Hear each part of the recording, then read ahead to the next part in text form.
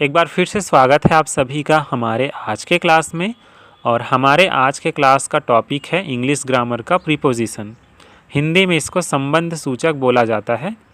यदि हम इस वर्ड को समझें प्रीपोजिशन, इसका मतलब हो गया स्थिति कहाँ पे है, सामने। तो प्रीपोजिशन एक ऐसा शब्द होता है जो किसी नाउन या प्रोनाउन के पहले आता है और उनका संबंध किसी दूसरे शब्द से बताता है। उन्हीं शब्द को प्रीपोजिशन कहते हैं। इंग्लिश में जितने भी सेंटेंसेस बनते हैं ज़्यादातर उनमें प्रीपोजिशन का यूज़ किया ही किया जाता है। ये बहुत छोटे से सिंपल से वर्ड्स होते हैं जिनका यूज़ करना इंग्लिश में बहुत ही आसान है। उदाहरण के लिए at, on, in, for, to, of, up, with, ये सारे क्या हैं, प्रीपोजिशन हैं। और इन वर्ड का यूज़ आपने भी ज़रूर किया होगा। तो चलिए जान लेते हैं इन्हीं सारे वर्ड्स के बारे में, जो मेन प्रीपोजिशन है जिनका ज़्यादातर यूज़ हम करते हैं इंग्लिश में, उनके बारे में जानने वाले हैं। सबसे पहला प्रीपोजिशन है एट का। एट का यूज़ किया जाता है घड़ी के समय के पहले तथा जो छोटे स्थान होते हैं, छोटे जगह, उनका जो नाम लिखा जाता है उनके सामने। उदाहरण के लिए ही कैम एट 7 o'clock, मतलब कि वह आया, कितने बजे आया था, 7 बजे। अब यहाँ पे देखिए घड़ी का समय बताया जा रहा है 7 o'clock, इसीलिए इसके सामने 8 का यूज़ किया गया है। अब आपने भी जब टाइम के बारे में पढ़ा था स्कूल में, इंग्लिश में घड़ी के बारे में, तो ओ क्लॉक तो ज़रूर पढ़ा होगा। क्या आपको पता है कि ओ क्लॉक का पूरा नाम क्या होता है? तो ओ क्लॉक का जो पूरा नाम होता है वो होता है ऑफ द क्लॉक, मतलब घड़ी में। जैसे कि 7 o'clock का मतलब क्या हुआ, घड़ी में 7 बजे हैं। दूसरा उदाहरण है ही लिव्स एट मथुरा। अब ये जो मथुरा सिटी का नाम है, ये कोई बड़ा शहर नहीं है, छोटे शहर का नाम है, इसीलिए इसके सामने 8 लगाया गया है। आप लोगों ने महात्मा गांधी का ऐसे तो ज़रूर लिखा होगा स्कूल में। वहाँ पे हम क्या लिखते हैं कि महात्मा गांधी जी का जन्म पोरबंदर में हुआ था, तो पोरबंदर के सामने भी 8 लगाया जाता है, क्योंकि पोरबंदर जो है बड़े शहर का नाम नहीं है। दूसरा प्रीपोजिशन है इन। इन का यूज़ किया जाता है महीने या वर्ष के नाम जो होते हैं उसके पहले, बड़े शहर के नाम के आगे, और जब वस्तु पहले से अंदर हो किसी कमरे के या किसी जगह के, तो वहाँ पे इन का यूज़ किया जाता है। इनके बहुत सारे एग्जाम्पल हैं, जिसमें से कुछ हम देख लेते हैं यहाँ पे। ही कैम इन जुलाई। अब जुलाई क्या है, महीने का नाम है, इसीलिए उसके सामने इन का यूज़ हुआ है। दूसरा एग्जाम्पल है ही कैम इन 2020, मतलब कि वह आया था, कब आया था, 2020 में। तो ये क्या हो गया, वर्ष का नाम हो गया, मतलब वर्ष हो गया। तीसरा है ही लिव्स इन दिल्ली। अब दिल्ली क्या है, बड़े शहर का नाम है, इसीलिए इसके सामने इन लिखा गया है। मतलब जितने भी बड़े फेमस शहरें हैं, नगर हैं, उनके नाम के पहले इन का यूज़ किया जाता है। चौथा उदाहरण है he is in the room, मतलब कि वह कमरे के अंदर है, पहले से अंदर है, इसीलिए यहाँ पे इन का यूज़ किया गया है। इन का मतलब अंदर भी होता है। तो ऐसे और भी बहुत सारे एग्जाम्पल होंगे जिनमें इन का यूज़ किया जाता होगा, तो वहाँ से भी आप अच्छे से समझ सकते हैं एट और फिर इन का यूज़ कैसे किया जाता है।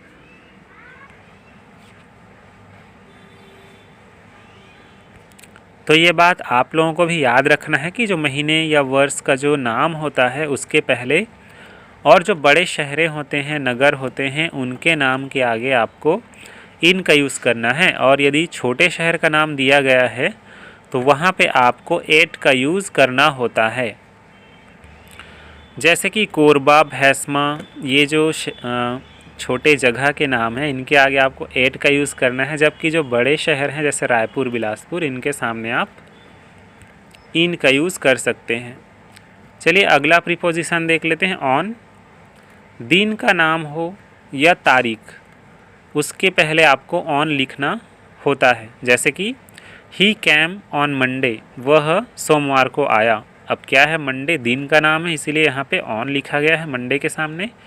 उसके बाद दूसरा एग्जाम्पल है ही कैम ऑन 10 जुलाई 2021, मतलब कि 2021, मतलब कि वह 10 जुलाई 2021 को आया।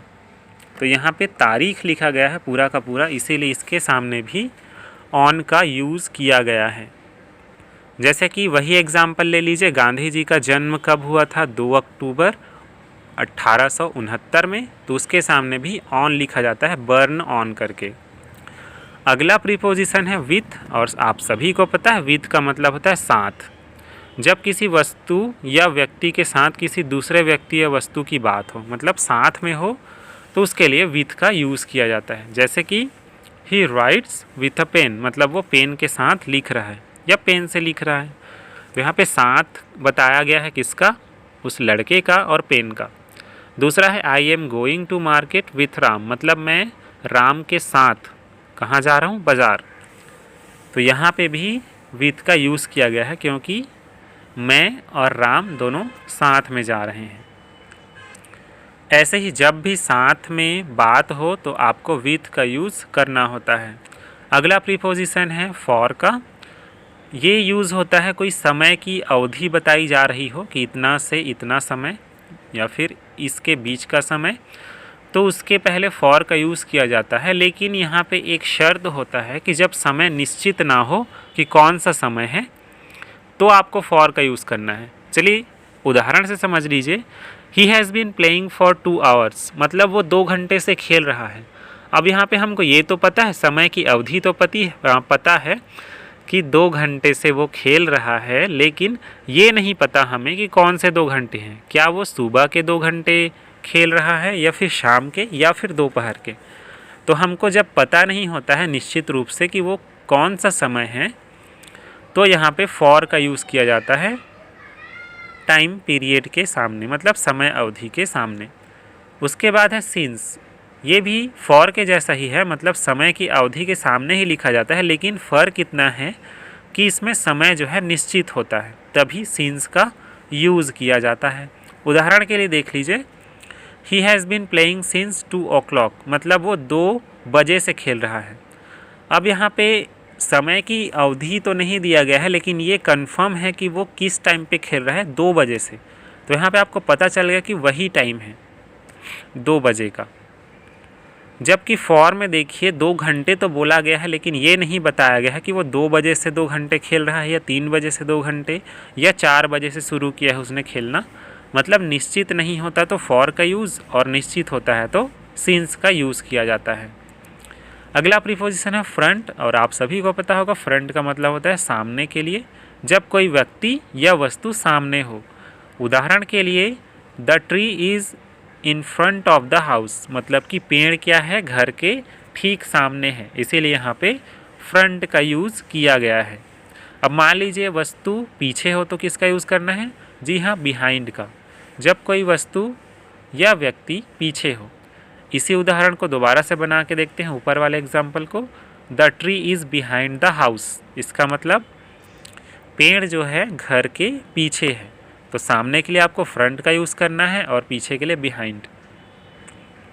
जैसे आपका दोस्त जो है आपके ठीक सामने खड़ा है, तो आप उसको इन फ्रंट ऑफ माई बोल सकते हैं, और यदि पीछे खड़ा हो तो बिहाइंड का यूज़ किया जा सकता है। चलिए फटाफट से जान लेते हैं कुछ और प्रीपोजिशन के बारे में जिनका यूज़ हम कर सकते हैं। अगला प्रीपोजिशन है फ्रॉम। फ्रॉम का यूज़ किया जाता है वर्तमान या भविष्य काल में समय के पहले, या फिर जो आरंभिक स्थल बताने के लिए भी इसका उपयोग किया जाता है, यूज़ किया जाता है। आरंभिक स्थल मतलब मान लीजिए आप कहीं से आ रहे हैं, तो वो जगह क्या हो गया? आरंभिक स्थल हो गया। तो आप उसको बताने के लिए फ्रॉम का यूज़ कर सकते हैं। उदाहरण के लिए, he works from 7 AM daily, मतलब वो रोज़ जो है 7 बजे ही काम करता है। तो यहाँ पे टाइम बताया जा रहा है वर्तमान या फिर भविष्य के लिए, तो वहाँ पे फ्रॉम का यूज़ किया गया है। दूसरा उदाहरण है, he is coming from Bhopal, वो भोपाल से आ रहा है, इसलिए यहाँ पे फ्रॉम का यूज़ किया गया है। तो आप मान लीजिए रायपुर से आ रहे हैं, कोरबा से आ रहे हैं या फिर बिलासपुर से, तो फ्रॉम का यूज़ करेंगे कि I am coming from Bilaspur. अब मान लीजिए आप कहीं से जा रहे हैं, कोरबा से बिलासपुर जा रहे हैं मान लीजिए, तो आप वहाँ पे टू का यूज़ करते हैं, जैसे कि कोरबा टू रायपुर या बिलासपुर टू रायपुर, ऐसा करके। अगला प्रीपोजिशन है बिफोर, जो कि पहले मतलब समय वाले पहले के लिए यूज़ किया जाता है। एक तो पहले होता है कि आप किसी के स्थिति में सामने हो, पहले खड़े हो, तो उसके लिए दूसरा पहले का यूज़ किया जाता है। लेकिन जब समय की बात हो कि मेरे से पहले समय में यूज़ करना है इसका, तो बिफोर का यूज़ आप कर सकते हैं समय पहले के लिए। उदाहरण के लिए ही कैम बिफोर मी, मतलब वो मेरे से पहले आया था। उसके बाद है आफ्टर, ये बिफोर का बिल्कुल उल्टा है, समय बाद के लिए इसका यूज़ किया जाता है। ही रैन आफ्टर मी, वो मेरे बाद दौड़ा, तो इसका मतलब हो गया बाद के लिए आफ्टर का यूज़ किया गया है। इसके बहुत सारे एग्जाम्पल हो सकते हैं, जैसे कि वो मेरे से पहले स्कूल आया या फिर मेरे से बाद में स्कूल आया। ये सारे जो वर्ड होते हैं पहले या फिर बाद के लिए, जहाँ पे समय को बताया जा रहा है, वहाँ पे आप बिफोर और आफ्टर का यूज़ कर सकते हैं। तो ये थे कुछ मेन प्रीपोजिशन जिनका ज़्यादा